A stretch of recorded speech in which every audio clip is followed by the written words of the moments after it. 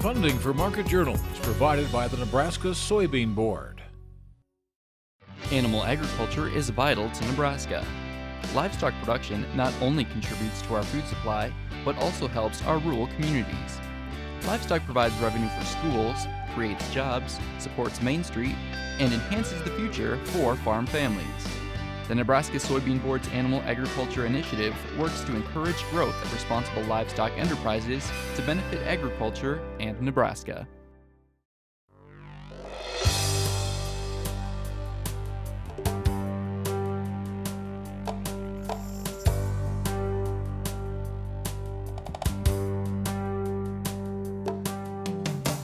Market Journal, television for agricultural business decisions, is a presentation of the University of Nebraska-Lincoln's Institute of Agriculture and Natural Resources. Promotional support is provided by the Nebraska Farmer Magazine, and major funding for Market Journal is provided by the Nebraska Soybean Board. The Soybean Checkoff, growing opportunity from the ground up. Welcome to this week's edition of Market Journal. I'm Jeff Wilkerson. On this episode, Jeff Peterson analyzes corn and soybean markets. Ron Plain looks at prices and production in the hog industry. Roger Elmore discusses assessing hail-damaged crops. And Dave Aiken talks about the EPA's proposed cuts to carbon emissions. Severe storms ripped through Nebraska Tuesday, damaging homes, buildings, vehicles, and fields. Large hail fell in many parts of the state, as we saw when we toured areas near York, Friend, and Dorchester Wednesday morning. We stopped first in York because we had just filmed at fields there Monday. 2 days later, we could see how 2 rounds of hail and 2 inches of rain affected both corn and soybean fields. There's no estimate yet on the amount of damage or the number of affected acres in Nebraska, other than to say the extent is widespread. Later in the show, we'll hear storm details from Al Dutcher, look at field injuries with Roger Elmore, and learn disease potential with Tamra Jackson-Ziems. Jeff Peterson from Heartland Farm Partners is our marketing analyst this week.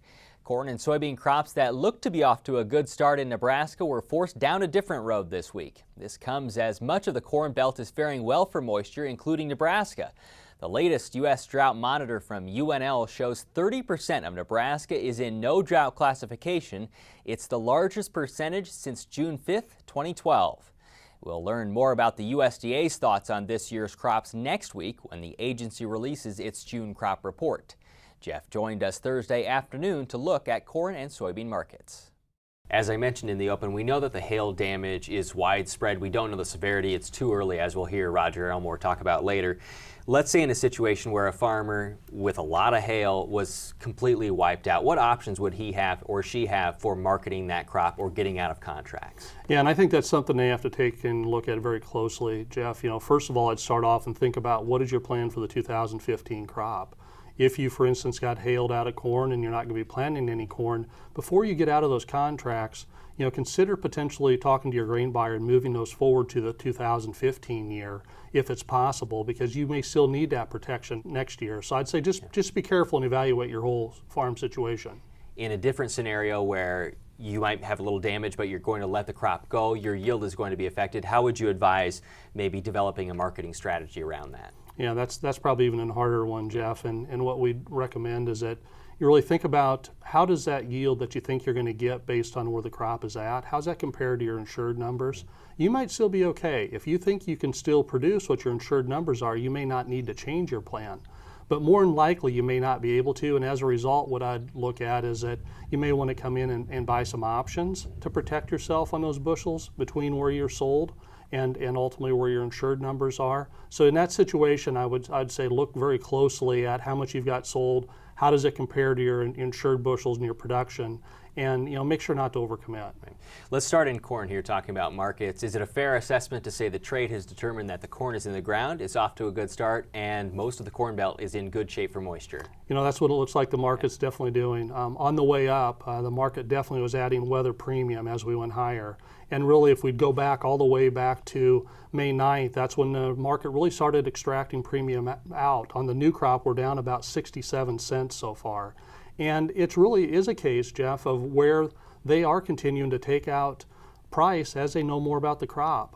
Acres, there's 95% planted as of last Monday. So we've only got about 4 million acres to go. Describe for me where the fund position is. Yeah, right now the fund position, it peaked out back in really the first part of April. They were actually long about 1.3 billion bushels. That's a lot of corn, Jeff. That's a lot of corn. And what they have done is that as of today, our research would indicate they're back to about 750 million. So they've been backing out of that. Now, one item I want to add in there, though, is that in addition to the acre situation, we did have some numbers come out in regard to the crop condition. They're rating this crop currently at 76% good to excellent. Really kind of speaks to what you said in the condition of it. I know there's some parts of Nebraska that got hit hard. I don't want to, discount that. But overall, nationally, the crop's off to a great start. As a matter of fact, there's only been 2 times in the last 28 years where initial rating was higher than 76%. But let's be clear, just because we're starting off at 76%, that doesn't necessarily correlate to a huge yield at this point. Right. What are your expectations for the June crop report, first in corn? Yeah, we're looking at the June crop report. We don't think we're going to see much for changes at all. I think it's too early for them to go ahead and make a change in the yield.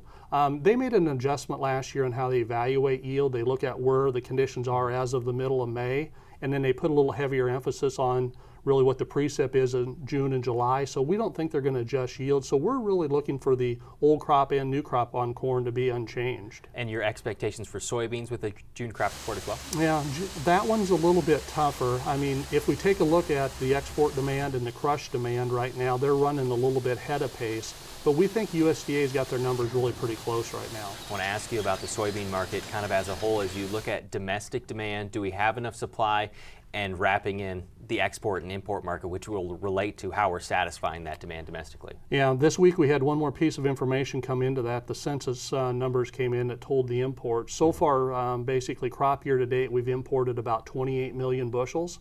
USDA says we need 90 million. So Jeff, if we get all the bushels in that USDA is planning, yes, we will be, and we will have enough. But that's the big question. There's still probably about 30 million bushels there that still has to be secured and be brought in. So we're still tight there yet. Again, the USDA is scheduled to release its June crop report Wednesday at 11 a.m. Central Time. Next week, UNL Extension crop economist Corey Walters will join us to analyze the agency's latest round of estimates. And as far as Nebraska's crop, we'll take a more in-depth look at hail damage in Nebraska in a few minutes. We also have hog market analysis this week with University of Missouri Extension economist Ron Plain. As we mentioned in our previous episode, the American Association of Swine Veterinarians has confirmed about 30% of farms which had broke with the porcine epidemic diarrhea virus suffered a second outbreak. That could have a continued effect on total pork production throughout the summer months, but pig producers are still packing pounds on their animals as slaughter weights remain high. Ron joined us Wednesday afternoon to talk about U.S. pork exports, the health of the U.S. economy, and hog prices during the month of May. Well, yeah, Jeff, it was a downward trend. We've seen a slow decline in hog prices since the peak, which came back right at the very end of March. And so it was, we lost probably $4 to $6 per hundredweight during the month of May.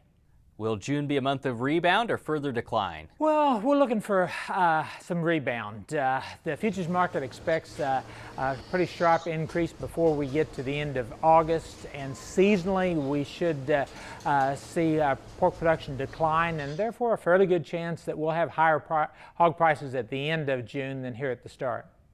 A worrying note on the U.S. economy, it contracted at 1% in the first quarter. What implications does that have on meat demand? Well, you need consumers with money in their pockets to keep meat prices up, and when the economy shrinks, earnings are going to follow. We need economic growth and more jobs to boost meat demand, so a 1% decline in the economy in the first quarter isn't very encouraging. What's the analysis of the affordability of pork related to the other meats being beef and chicken? Well, pork's in between. The average price of pork in grocery stores was $3.95 a pound. During the month of April, the most recent data, that's well under the $5 or so that beef averages, but it's higher than chicken. I might also point out it is record high. The pork prices in grocery stores set records in March and then again in April. How have hog slaughter numbers been, Ron? Well, down.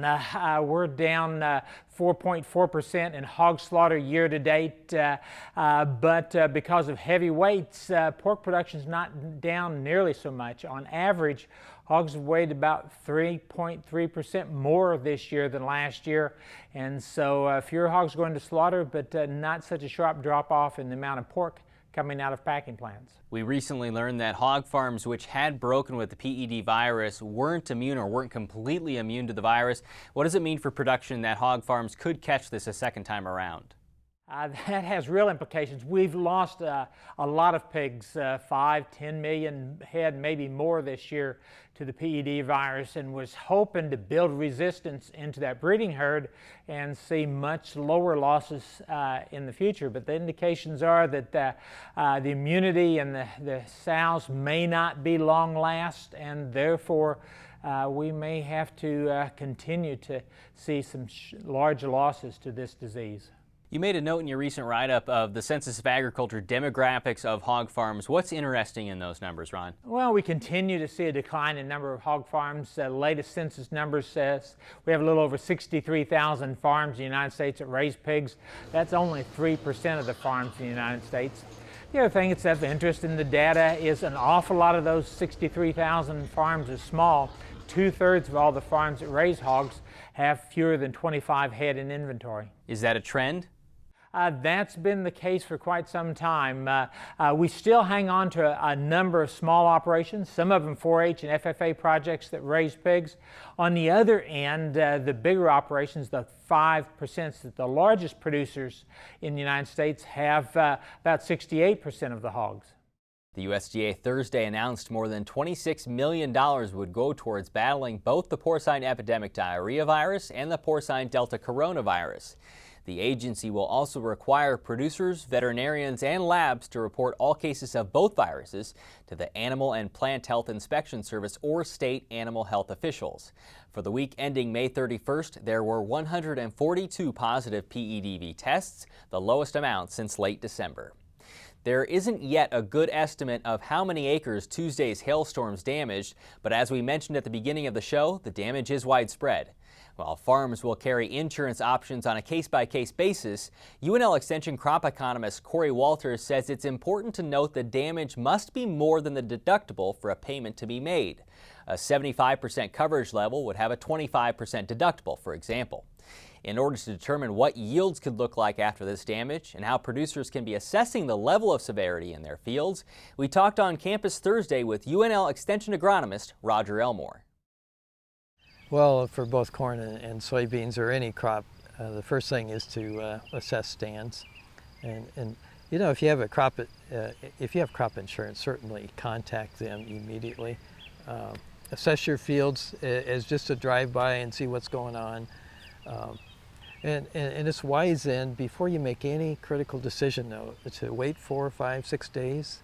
The weather we're having today isn't really conducive for really rapid regrowth, but you want to wait to make sure that the plants have a chance to regrow, regenerate new leaves, and then assess it sometime early to mid next week is the best thing to do. We'll start in corn. Okay. Why is it important to first determine the growing stage of corn before determining what to do with it? Well, corn in the affected area ranged anywhere from probably just planted, or I think most of the numbers said V4 to V7, which is 4th to 7th leaf. Well, that's a critical time at V6. The V6 stage is when the growing point actually emerges above the ground and is really susceptible to hail and frost and everything else at that point. If the growing point is below ground, and most of the corn affected was, based on what I've heard and seen, that plant will have a good chance to regrow given good conditions the next few days here. What kind of yield penalty would you expect to have if the growing point was still below ground? Any? If that growing point is still viable and alive, there should not be a significant yield loss. Now, I say significant, meaning it's something that obviously there's going to be some yield penalty, but it's very hard to measure, and in fact most of the literature says it doesn't happen at all. But you're regenerating some growth, and there's going to be a setback. So that silking and other things will be a little slower, and all those things. Leaf area will be a little bit less early in the season. That'll impact yields. But basically, if you could strip off virtually all the leaves on a V6, V5, V4 plant, and in theory not influence yield. The stand reductions is what will hurt you worse at this stage in the growth cycle of corn. In the absolute worst case scenario, if you had to replant, is replant even an option in corn? Oh, sure. Sure. You know, we're talking probably replanting the 10th of June now because it's wet. Yield reductions are really significant, probably 40 to 50% yield reduction for planting in the 10th of June, somewhere in there. The tables say that very clearly. So when you compare a small stand loss from hail at this point versus a replant, it's a lot easier to take a small stand loss than to replant. Some of the numbers I looked at the other day showed you could really drop populations down to about 20,000 plants per acre on corn and still get, I think the yields were in the 80 percentile range versus 50 to 60 percentile range if you replant. So assess the stands, assess them well. Moving to soybeans, Sure. What are things that you would look for there to try and assess damage? The same thing, basically. Up until the flowering time, defoliation does not technically influence yield on our indeterminate varieties that we're growing mostly here in Nebraska. So again, it's a key thing on looking for viable plants, and we can talk about what those look like. Assessing stands. And again, you can take a stand reduction down to 75 to 100,000 plants per acre this time of year and still do far better than a replant. With, you mentioned, trying to find those viable plants, trying to find the cotyledon and the buds. How would you go about trying to find those and counting those on the plants? Well, you hands and knees type of work. You dig plants. On soybeans, in a week or so, you'll be able to see the buds regenerating. On soybeans, let's talk about that. At the cotyledons, there are two axial buds, and either one of those can generate a whole new plant. The unifoliate nodes, the next one up, which are the two single leaves that are opposite each other, there's a bud on each side of that. So already we're talking 4 possible buds on a plant that doesn't even have a trifoliate out yet. So there's a lot of buds and potential for regrowth on soybeans. In regards to replanting soybeans, the Nebraska Soybean Board has in the past funded research on determining yield penalties for later planting. While that research was focused more on delayed planting rather than replanting, it showed yield could decline 1/4 to 5/8 of a bushel per acre for each day after May 1st. On the Market Journal website, we've linked to hail damage resources from CropWatch. On our website, you can also find a video of Roger demonstrating how to find growing points in corn and buds on soybeans, as well as how to evaluate damage on specific plants. In the affected areas where corn and soybeans have been injured by hail, UNL Extension plant pathologist Tamra Jackson-Ziems advises growers to be patient before treating for potential diseases. We hope our producers will take a step back and look at the crop over the next few days to reassess how the damage looks. And we recommend that we don't make any hasty decisions about making fungicide applications to either corn or soybean because we don't have good research to support the efficacy of such treatments. If you're thinking about future diseases we want to be watching for example, in corn we could see some Goss's wilt development, especially in areas where we've seen it in the past, or things like common smut may develop from this. So keep scouting the crop and let's step back and watch these crops for a few days. As these fields mature, we'll keep you updated on disease issues during future episodes of Market Journal. The Environmental Protection Agency Monday proposed cutting U.S. carbon emissions 30% by 2030. The action is part of President Barack Obama's Climate Action Plan. The United States is the second largest emitter of CO2 for energy use in the world, behind only China. Within the U.S., from 2005 to 2011, the state with the biggest growth in emissions was Nebraska. This state increased its energy-related emissions by 20%. The Energy Information Administration says the expansion of biofuels, increased production of crude oil, and the temporary closure of the Fort Calhoun nuclear power plant played roles in Nebraska's increase. Earlier this week, UNL Extension Water and Ag Law Specialist Dave Aiken joined us to discuss the EPA's proposed cuts. 30% average for all the states. Nebraska's figure is 26%, and that would be from a 2005 baseline by 2030. So that, it's less than the average, but it would still be a heavy lift, so we've got a ways to go. How would Nebraska and the other states that really need to regulate go about doing so? There are two main strategies that have been successful so far. That has been reducing demand by improving energy efficiency and then getting more electricity from wind, solar, and other renewables, as well as from natural gas. Sure, let's look at the first two of those. So energy efficiency, things like what? That would be the consumer rebates for energy efficient appliances or windows, insulation, lighting, all that kind of stuff. And this can also be extended to industrial customers to get into that sector as well. And the other side of that, renewable energy would play what role? Well, the more that we can generate from wind or solar or other renewable sources in Nebraska, the less we have to burn coal to produce. And so it's almost a one-for-one reduction. As you look at these proposals and you think about the power plants, is this a push from coal to natural gas, an obvious push from coal to natural gas? Well, that change has already occurred. The fracking revolution has made natural gas a lot more inexpensive and a lot more available. And now if utilities look at building a new fossil fuel plant, 9 times out of 10 it's going to be natural gas and not coal. As you said before, and you've written in Cornhusker Economics, other states have been efficient in regulating their own electricity or their own energy emissions, correct? That's right. The states in the Northeast, as part of the Regional Greenhouse Gas Initiative, and then the state of California, they've all experienced carbon reductions of over 30% from the energy efficiency and from the renewable side. So it's definitely doable. You just have to make your mind up that you're going to do it as a state. And what's the relationship on regulation between industry and between agriculture? Well, industry and agriculture are both significant contributors to our total greenhouse gas emissions, but they are not going to be regulated under the Obama proposal. Transportation and energy are the two biggest greenhouse gas emitters, and we've got the 50 plus mile per gallon fuel efficiency requirements that'll take place in the next 10 years. And so that'll be a big reduction there, and so they're trying to get another big reduction on the power plant side. What short-term impact could this have on agriculture? Well, the main thing that people need to remember is that EPA is, their top concern is making sure that our electricity system is reliable. So when you flip the switch, the lights come on.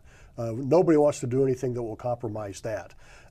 Otherwise, if there's a shift from coal to natural gas, that could affect fertilizer prices, so we want to keep an eye on that. And if there's a lot more interest in wind, we need to get ready in Nebraska so that when wind developers want to come to Nebraska, they can do business. And longer term for agricultural organizations that feature a carbon component. That's right. Well, on the livestock side, if you've got a confined livestock operation, you've got the possibility to do a waste to energy conversion where you use your manure emissions to generate electricity and sell carbon credits for that and electricity and the whole bit. The other thing would be on the land side, we have the carbon sequestration, and not too many years ago you could get they're selling contracts for that on the Chicago Climate Exchange, and so I'll bet within the next few years we see a comeback on that side. This is the proposal. Where do we go from here? EPA will come out with final regs a year from now, so mid-2016 would be the first deadline for Nebraska in terms of telling EPA what we're going to do, but it looks like anybody that needs an extension could get one for a year without any questions asked. Now with this week's weather forecast, here's UNL Extension state climatologist Al Dutcher. Well, folks, here again for the weekly forecast. Of course, we've seen some pretty significant severe weather during this past week. The most important of the complexes was Sunday across south central Nebraska that did impact portions of southeast Nebraska, and the whopper storms that occurred during the Wednesday time frame. That system moved basically the thunderstorms from north central Nebraska southeastward through north central Missouri. We had 10 reports of tornado touchdowns in Nebraska, 168 reports of 1-inch diameter hail, an additional 31 reports where we had hail at least 2 inches in diameter. Then we also seen 35 reports of winds greater than 60 miles per hour and 8 reports greater than 75 miles per hour, so a very important storm system. Now, we do understand that there's been considerable crop and property damage out there. Some producers may be wondering whether or not the option for replant is available. Some of this information that is pertinent to this type of a problem can be found on cropwatch.unl.edu, and we'll try to continue to feed updates into CropWatch so that you can be up to date on the latest information that is passed through by our users and of course our extension personnel out in the field. Now let's take a look at the upper air models. Let's see what we have in store as we go through this next 7-day period. And the first thing I'll draw your attention to is we have a slight northwest flow and a little bit of trough moving through the southern stream. We expect some energy to ride down this front today, so we're going to be some periods of clouds in and out, and then we'll see some thunderstorm development across the west, and some of that will slide into the eastern part of the state. It's not going to be a complete washout, but we will have periods of thunderstorm activity. As we go into tomorrow, we'll see the cold front at the surface start to push through the state, and that will inundate some thunderstorm activity across south central and southeast Nebraska. A little bit more uncertain across the northern part of the state. This looks like an excellent chance to receive some significant moisture across the southeastern part of the state, and then we'll see some of that lingering impacts as we get into Monday as we pull in much cooler air into the region. So this is going to be a fairly cool weekend compared to the last couple of weeks. And then as we go into Tuesday, we'll start to see a ridging pattern take place, and it's going to be temporary, but at least looks like we're going to get a good day of dry weather across the state before we start to take our attention to a system coming in the Pacific Northwest that might start to spill some energy out into the plains, and we might see some thunderstorm development across the western part of the state, not so much across the eastern portions of Nebraska. Then as we get into Thursday, we see that trough digging a little bit farther down in the western United States, so we're shooting energy out of the southwest over top the central Rockies and skirting that into Nebraska, so we could see some isolated thunderstorm activity develop again statewide. And as we get into Friday, warmer air builds in and will ride these systems around the periphery of this ridge, so the northern half of the state looks to see a good chance for thunderstorm activity. So if we look at the temperature forecast, we'll be looking at off and on thunderstorms throughout this entire period, a cooler trend during this weekend, slight warming during the midweek period, and then some significant warming in the west by the time the week's over. In terms of the 8 to 14 day forecast from next Thursday through the following Tuesday, it looks like cooler than normal conditions will be the name of the game, and we will continue that trend of above normal moisture pretty much statewide. Thanks, Al. Today's interviews on grain markets, hog markets, hail damage to corn and soybeans, and the EPA's proposed carbon emissions cuts can be found on the Market Journal website and YouTube page, as well as through the Market Journal mobile app. Next week, Corey Walters will be our grain marketing analyst, and we'll get an update on herbicide-resistant weeds in Nebraska. Until then, thanks for watching. I'm Jeff Wilkerson. We'll see you next week. Join Market Journal online at marketjournal.unl.edu. You can also follow us on Facebook and Twitter. Promotional support is provided by the Nebraska Farmer Magazine. Funding for Market Journal is provided by the Nebraska Soybean Board. The Soybean Checkoff, growing opportunity from the ground up. Market Journal is produced by the University of Nebraska-Lincoln's Institute of Agriculture and Natural Resources.